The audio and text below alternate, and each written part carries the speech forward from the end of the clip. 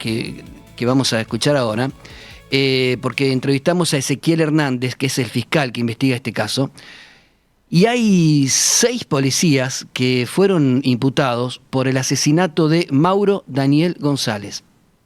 Mauro Daniel González tenía, si mal no recuerdo, 35 años y había consumido drogas. Lo cuenta el fiscal. Y estaba corriendo por la calle gritando. Fuera de sí. Gritaba, corría por la calle y los vecinos llamaron a la policía.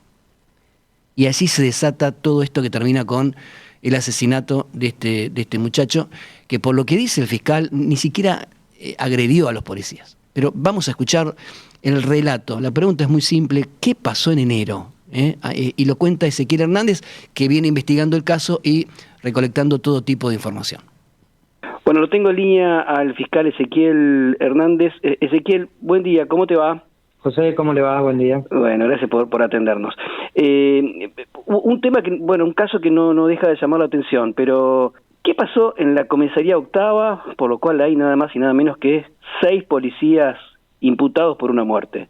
Bien, lo que sucedió fue en enero de este año. Comenzó en la calle, en la puerta del domicilio de un hombre de 35 años que estaba con un padecimiento subjetivo.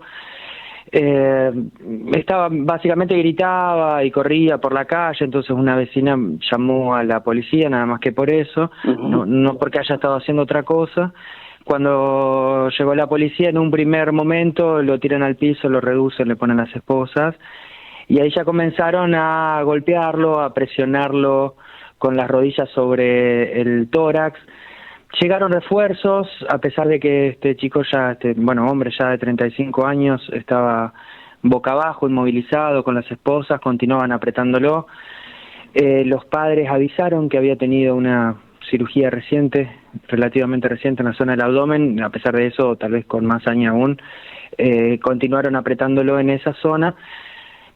Lo cargaron a una camioneta del comando radioeléctrico y con otra camioneta siguiéndolo hicieron todo un recorrido desde el norte, desde la ciudad, fueron por circunvalación hasta una estación de servicio YPF que está por calle J. Paso, allá en el sur.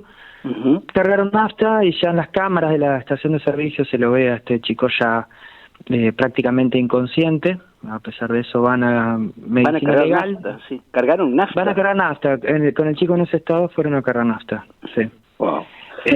Luego van a medicina legal. Una médica registra algunas lesiones, pero no ordena la derivación al hospital, y bueno, de ahí se dirigen a la comisaría octava, de nuevo al norte de la ciudad, donde lo dejan al chico, que ya estaba inconsciente, ya no se podía mover, y sin embargo lo dejan solo, sin nadie que lo cuide, acostado boca arriba, de manera que con su propio vómito se termina ahogando. Producto, lo dejan, como decía, de todos los golpes. Claro, sí. Pero inconsciente lo dejan en una celda solo. Inconsciente, solo, boca arriba, y como te decía, ya muy golpeado, porque la autopsia termina constatando más de una veintena de golpes en todo el cuerpo, además de una costilla fracturada, producto de la mecánica misma de la agresión, que es esto que te describía, que le apretaban, según describen los testigos, se le tiraban encima y con la rodilla le apretaban en la zona del tórax, en la zona del estómago. Bueno, eso le generó más de 20 lesiones en todo el cuerpo, y la más grave es la fractura de la costilla, y se constató una vez muerto. Y la médica que lo revisó un rato antes, ¿no se dio cuenta de la fractura en la costilla ni de la gravedad de la situación? Evidentemente de la fractura de la costilla entiendo que no, porque estimamos que en ese momento Mauro, que es el nombre del chico, Mauro ya no podía hablar. Incluso hay cámaras en la proximidad de la comisaría primera donde se observa cómo los policías lo bajan de la camioneta y ya no puede caminar por sus propios medios. Difícilmente puede haber mantenido un diálogo con una médica para decirle qué lugares le duelen. Y sí, es materia de la investigación también qué es lo que sucedió ahí adentro respecto del examen médico y lo que debió haber hecho la médica para evitar este desenlace. Mauro no había cometido ningún delito, es decir, ¿lo detienen bajo qué figura? En realidad, lo que la comisión, como te decía, una vecina llama al 911, eso queda registrado y cuando comisionan a los funcionarios policiales, creo que la palabra que usan es desorden o molestias o algo por el estilo. Él estaba gritando en la calle. Estaba gritando y corriendo en la calle cerca de su casa. Incluso estaba su mamá ahí cerca, que le dijo también, y el chico le prometió a la mamá que ella se iba a dormir, y entonces la mamá tranquila fue a cerrar un portón y cuando salió ya tenía todos los policías encima. Esto de correr y gritar por la calle era porque, no sé, había ingerido algún tipo de droga, porque tienen un problema psiquiátrico. No, había tenido algún tipo de consumo, evidentemente, previo a esta... De consumo. Estos policías, ¿cuántos son entonces los imputados? Son 5 policías del Comando Radioeléctrico y un policía del Cuerpo Guardia de Infantería. Los 5 policías del Comando Radioeléctrico fueron imputados de tortura seguida de muerte, porque son los que estuvieron desde la agresión inicial, la agresión durante todo el traslado y el abandono final en la comisaría, mientras que el funcionario policial del Cuerpo Guardia de Infantería asistió al lugar, golpeó a Mauro solo en el momento inicial. Entonces entendemos que la voluntad de este hombre ha sido lastimarlo, generarle dolor, pero no lo que es en relación a los demás causarle un sufrimiento grave que termina causándole la muerte. Estoy pensando en voz alta, ¿no? Para esto están las taser.